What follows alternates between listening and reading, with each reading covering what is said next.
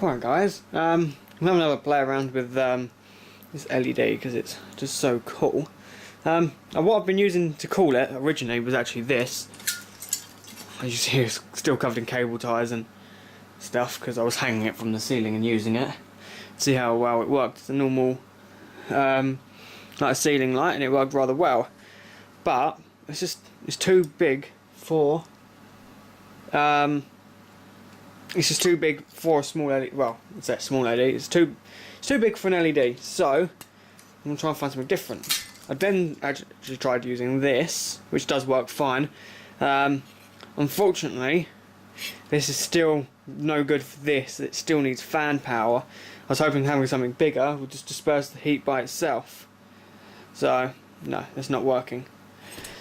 This one here I have used before, but it wasn't working very well. But I'm having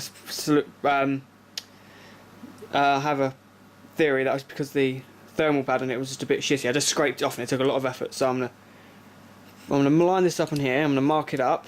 I'm probably gonna screw it on, more likely like this. No, it'll have to be that way.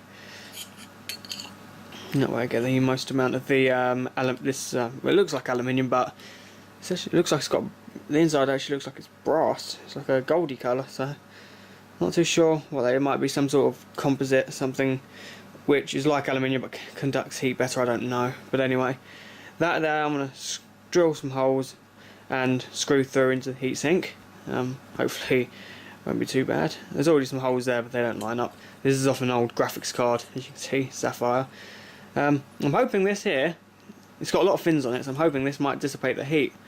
There's only one way to find out really, so we're going to have to give it a whirl. Hopefully the problem I was having before, the chip was getting quite warm, but the heatsink was hot, but not overly hot. So if this gets too hot, like, I mean, I've had this thing up to like 70-80 degrees before, and like the heatsink's been barely touchable. I do have a thermostat, well, a thermometer thing somewhere. I'll try and wedge it in underneath this, try and get it to read temperature. If not, I'll just heat sink it. I'll put a load of thermal base on it, and I'll just maybe cable tie it, hold it down to the heat sink, try to draw some of that heat away. Well, sorry, not draw the heat away, so I can actually keep an accurate temperature reading. If it gets up to like 30 degrees and stays there, then fine, I haven't got a problem with that. You see if it starts to creep up and up and up.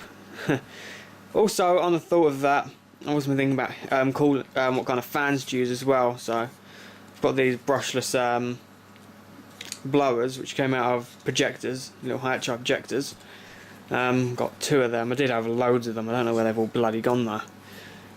This is another Asus gaming series graphics card. This graphics card is old, which you can see the size of the GPU that was on it, that little blob there.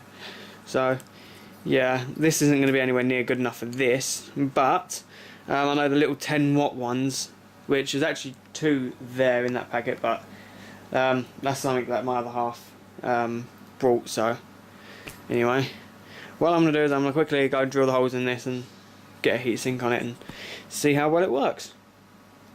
Oh, sorry, get an LED on it and see how it works. Okay guys, this is what we've come up with. It's all screwed down. The screw went in a bit crooked, but oh well. It's all heatsink down. I've put elastic bands around it to hold that lens on just so it doesn't blind me as much. Fan on the bottom.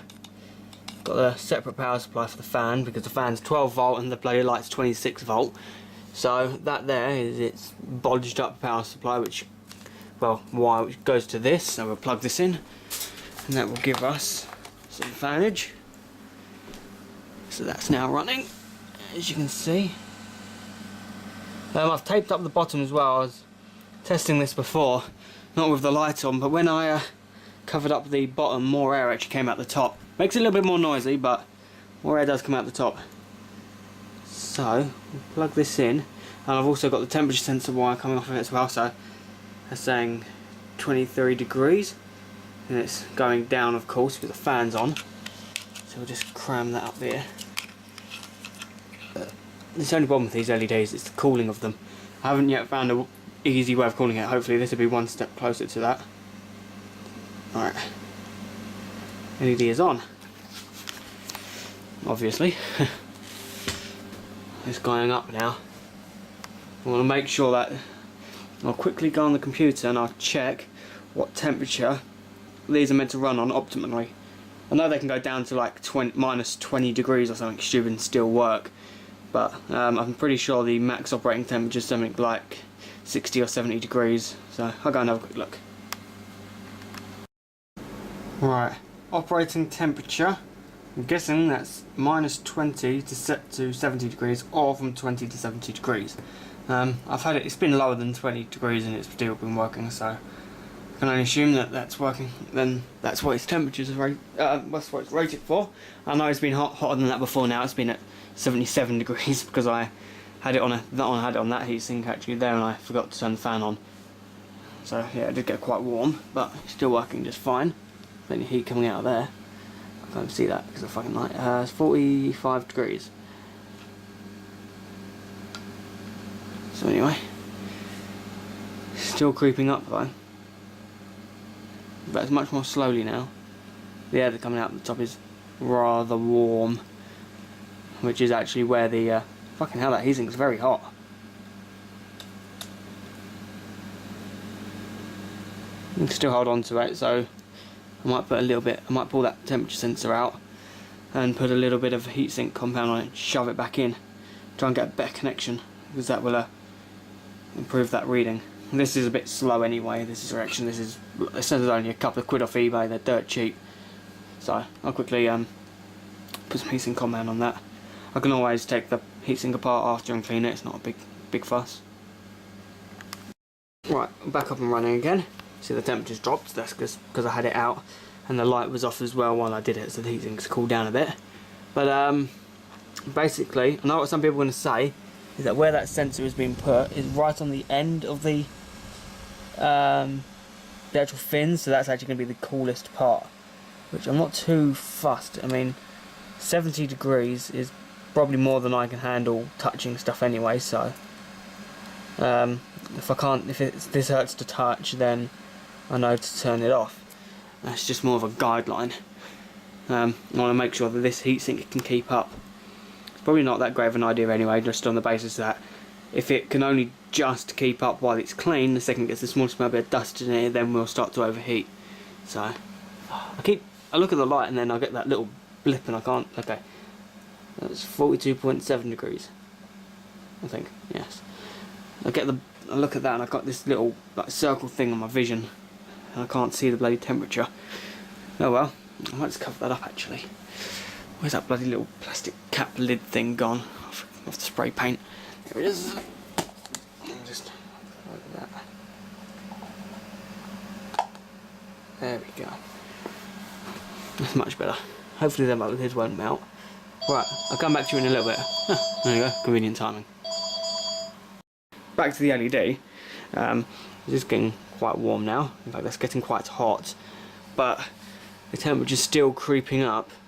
Yeah, that's coming out is. Ooh, see how hot the heatsink is.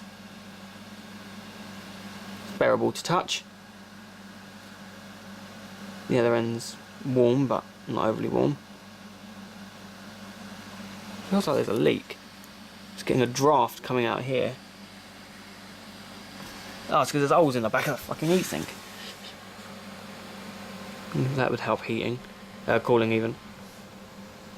Oh, I can't see that fucking thing in. Right, I can look at it through the camera. Still gonna go up, and that will, but you know.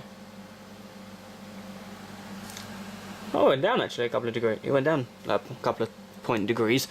So I might have to fill in these holes at the bottom because they're just chucking air out through here. So I'll just probably put some more electrical tape, and I've already done the bottom here. So yeah, oh yeah, the temperature's definitely gone down a couple of degrees, which is good because that means that's where the temperature at the moment is sticking. If I actually turn the fan off quickly, that should allow the heat to absorb into the top fins of the heatsink. This is only going to be for a couple of seconds. And that should give me an idea of what kind of temperature it's actually at. I'll let it click up one more time. But this thing's got delay on it, so there we go. Probably a couple of degrees. But don't forget, this is a very small heatsink as well, so it's going to warm up rather quickly. Yeah, it did warm up rather quickly. So, safe to say it's probably this heatsink's keeping it around 50 degrees, which I think is acceptable. I can live with that.